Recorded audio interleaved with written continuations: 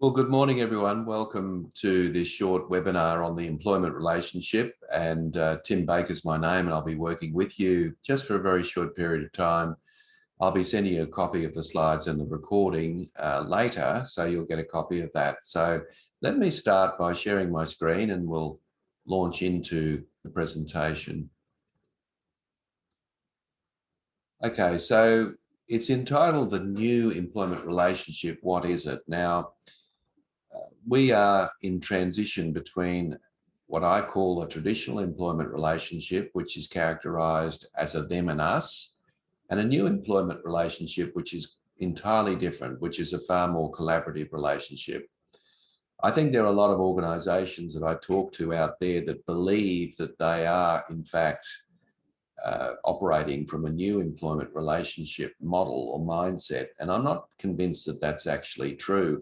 I think there are a lot of organizations that are in transit between the old and the new. So they're very much between the old and the new relationship. Now, all of this comes from my latest book, Breaking the Proactive Paradox, Maximizing Performance Through Empowerment.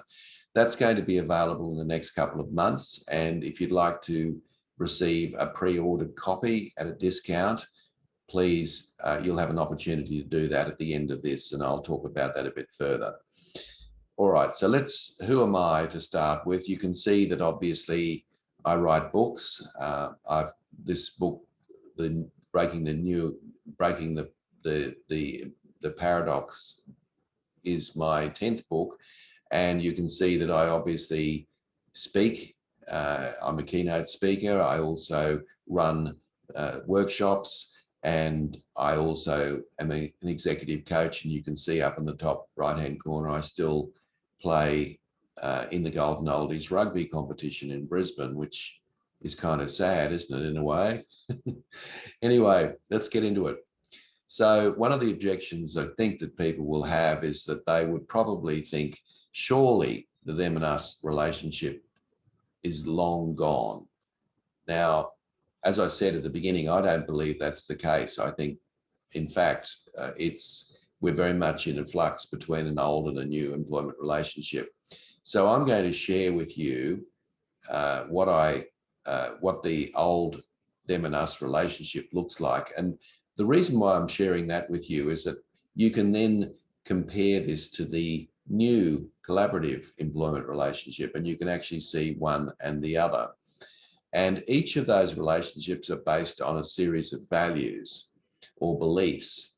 And I'm going to talk about those. In fact, if you talk about any sort of relationship anywhere, regardless of what it is, the reason there is a relationship is because both parties share a set of beliefs about how things should be. They won't agree on everything, but they certainly share a set of fundamental beliefs.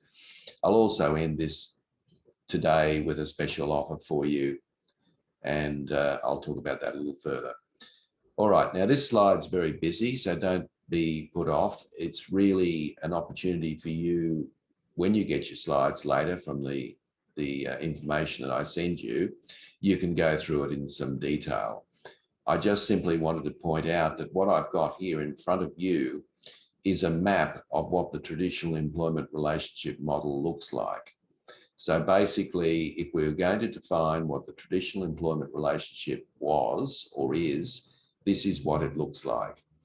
And a couple of key things I want to point out to you: that over on the left-hand side, you'll notice that there are 8 shared beliefs, ranging from specialized employment through to closed information.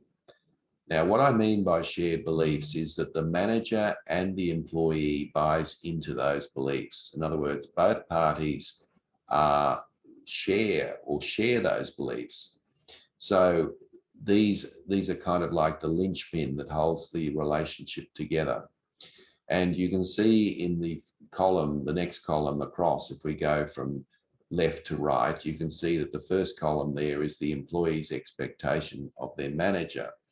So I won't, of course, run through all of that with you. I just simply have very in succinct terms explained what the employee would expect from their manager if they were operating from that shared belief that I that's over on the far left-hand side.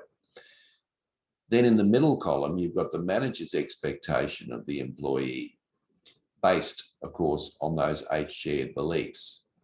And then the final column there, you can see that this has implications for proactive behaviour, that is, employees showing initiative. Now, obviously, under the traditional employment relationship, there wasn't much scope for employees to be showing their initiative and independent judgment. And that's because of the way the relationship was set up, and that's because of the shared beliefs. And if you read through those definitions, you'll see what I mean by that. But I just wanted to share one with you before we moved on to the next slide, which looks at the new employment relationship model. So let's take the very first one, which is specialised employment. Now, the traditional employment relationship very much is based on the concept that an employee is given a clearly defined set of tasks to do, and that the manager expects them to complete those tasks in the prescribed way. So, very simple model. And this is what we might call a shared belief of specialised employment. And because it's a narrow, clearly defined sort of set of beliefs, there's very little scope, obviously, for the employee to show a lot of initiative. So you can see that just gives you a little example of what I mean. I won't run through them all because you can read them, as I said, later. Now, you might say, well, why have I only got 8 beliefs? Would there not be more or whatever? There probably are. But certainly from my research, I have come up with 8 shared beliefs, and that they're the ones you can see on your screen. Now, I don't doubt that there are others, but these are the ones that I was able to basically validate. Now, turning to the new employment relationship. Now, the new employment relationship I've set up in a framework or a model exactly the same way, in the sense that over on the left-hand side, you can see that there are 8 shared beliefs. But what you might notice is that those beliefs are not only different, they're diametrically opposite to the beliefs underpinning the traditional employment relationship. And then what you've got is, in the next column, is you've got, again, the employee's expectations of the manager. And then in the middle column, you've got the manager's expectations of the employee. And again, you've got the implications for proactive behaviour. Now, under this new employment relationship model with a set of different beliefs, you can have an expectation that employees will not only show, but be expected to show independent judgment far more than they would otherwise do or be prepared to do. So this whole relationship is almost opposite to the traditional employment relationship model I shared with you. Now, again, I won't go through all of the different categories there. You can read those in your own time. But if we just cast our eyes up to the top, in the first one, I've got flexible deployment. You might recall that the previous one was specialised employment. So this is a different belief, and therefore, with a different belief, both the manager and the employee will behave in different ways. And so you might say, well, where do these beliefs come from? Well, you know, people's relationships change and evolve, as we know. And I think most of us would be aware that the way things were done 30 years ago is not the way we do things now. So over a period of time, through education and I guess through experience and the willingness to change, these new beliefs are embedded in the relationship. But as I said to you at the outset, I believe that probably the reality is that most organisations are in flux between the old and the new employment relationship. Now, if they're in flux between the old and the new employment relationship, then that would suggest there's a lot of confusion, misunderstanding, lack of trust, disengagement, and a whole range of other things going on in the employment relationship. And of course, as you know, anecdotally, that's exactly what's happening in lots of organisations. So the misunderstanding about what the belief is that's critical is difficult. So my job here is to give some clarity around what the new beliefs are and how they differ from the traditional beliefs. So what the most important part of all of that is really is the fact that there's been a shift from a set of traditional values or beliefs, which you can see in front of you on the left-hand side, and we have a set of new beliefs on the right-hand side. And obviously, just taking a quick glance through them all, you can see that they are diametrically opposite.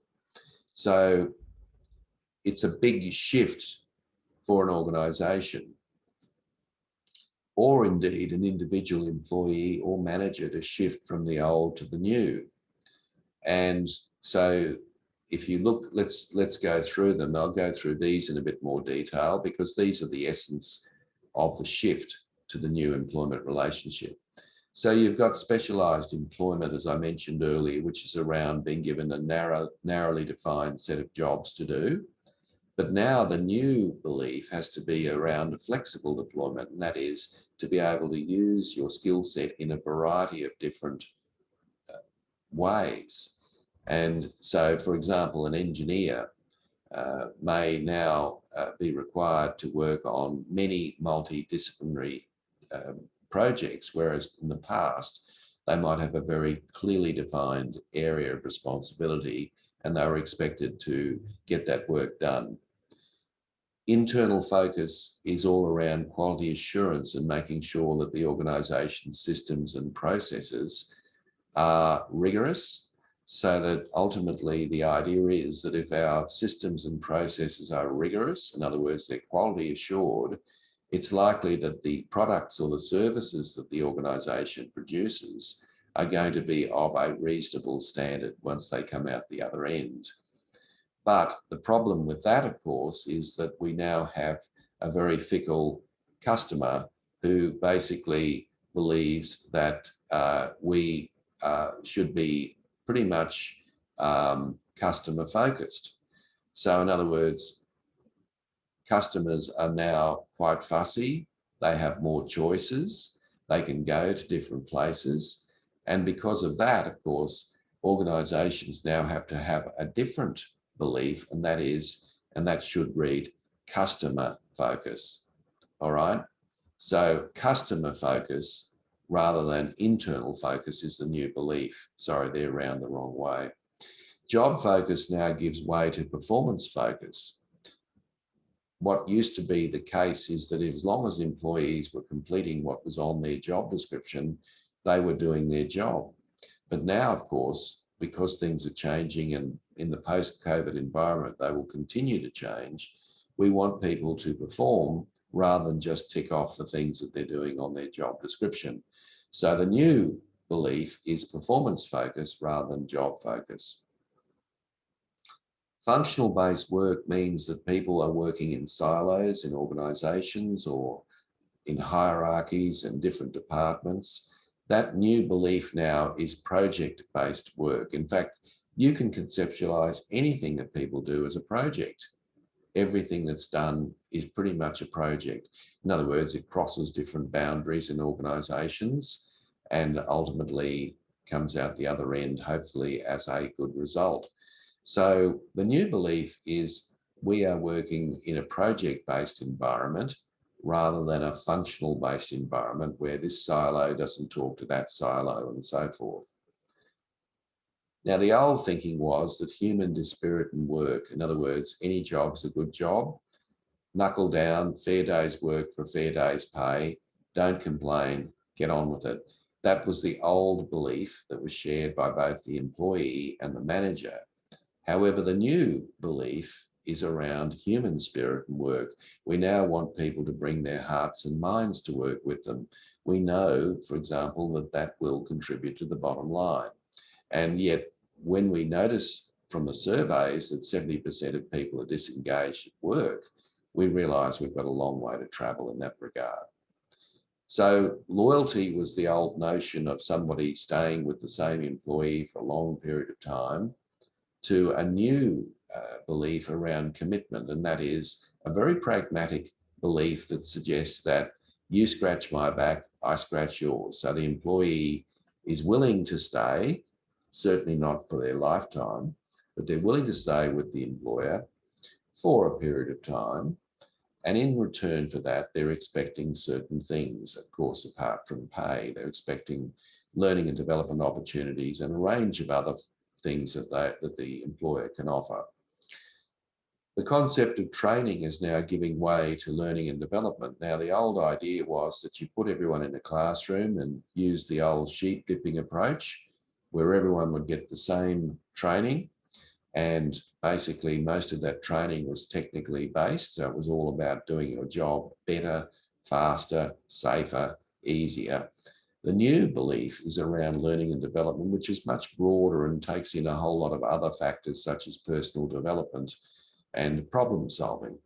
So in order for people to do their job in a post-COVID environment, we need people who are more equipped than just having the technical mastery of their job. The old thinking around closed information was very much around you'll get told on a need-to-know basis, or no news is good news, and we've all heard those sayings. But now the new belief is that we need to give people a share of information in the workplace so that they can have the same perspective as their manager. And so therefore they will be on the same page, hopefully, as their manager. So you can see that these shifts are quite stark. And the point I want to make there is that there are lots of organisations who haven't quite made it to the right-hand side. So they're in flux. And when an organisation is in flux, it creates enormous confusion, and it reduces trust levels, it reduces engagement levels, and it creates a huge amount of problem. So what I've attempted to do here in our session today is simply give you a framework to go back to your organisation and try to actually make an assessment, and I suggest you do this, about whether your organisation is operating from the beliefs on the left-hand side, or whether your organisation is operating from the beliefs on the right-hand side, or whether, in fact, you're in flux between the old and the new beliefs. And if you think about that, it can probably explain a lot of things that are going on in the organisation. Now, let me give you an example of this confusion that can occur. In my new book, Breaking the Proactive Paradox, I talk about this concept that I think you will recognise very easily in your workplace. This is a concept, it looks a little complicated, but it's not really. It simply says this, that at the beginning of the employment relationship, leaders, and I don't mean all, but most leaders want employees to show independent judgment and display initiative in the right place at the right time. So most managers want that because otherwise they're going to have to make all the decisions. By the same token, most employees, not all, want to show independent judgment and be proactive in the workplace. And so at the very early stage of this paradox, as I'm explaining it, they're both on the same page. The manager wants people to be showing initiative and the employee wants to show initiative. Then what happens is that the manager decides to have a team meeting and says to his team, I'd like you all to be open to showing more independent judgment and initiative when you need to in your own work. I don't want you to keep bugging me about a whole range of things. Go out and make decisions and so forth. Now, while the manager's making this proclamation, his team or her team are sitting there thinking to themselves, I don't believe my manager really believes that, because I have seen him or her being a micromanager in a range of different situations. I think they must have gone to a leadership program and learnt this, but I don't think they really mean that. So they sit on their hands. They do nothing. They don't show any independent judgment. They don't show any initiative. They don't believe that the manager means that. It's just rhetoric, so they don't do anything. Now, the manager, of course, observes that his words or her words haven't made any difference at all and gets very frustrated. And because they're frustrated and there's a vacuum to be filled, the manager jumps in and does the job.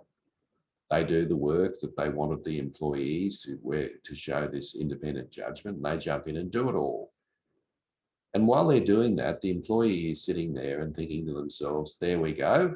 Aha, I knew what the manager said in that meeting wasn't real. I can see now, obviously, it's not, they didn't really mean the words they said. They don't want us to be proactive. They don't want us to show initiative, because if they did, they'd be getting out of the way. And then, of course, the employee, it now validates their view, and they continue to sit on their hands because they think that's the way it should be. And this is what I call the proactive paradox. And of course, it happens in all workplaces in a range of different forums.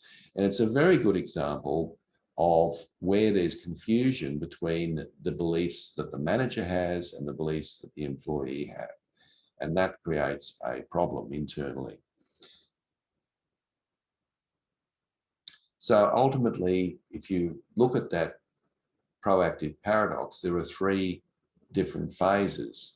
There's agreement initially that the manager wants people to show initiative and the employee wants to show initiative. So they're both on the same page, but there's skepticism when the manager informs them that he or she wants more proactive behavior.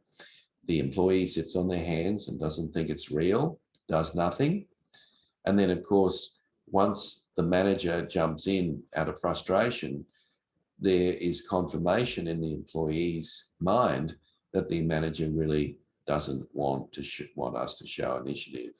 So this is what we call, or what I call, the proactive paradox. Now, folks, if you're interested, every Friday I have a webinar of 30 minutes duration on an interesting topic from one of my books. And I have one next week on the 25th, Friday the 25th, and it'll start at 11:30 and go to 12.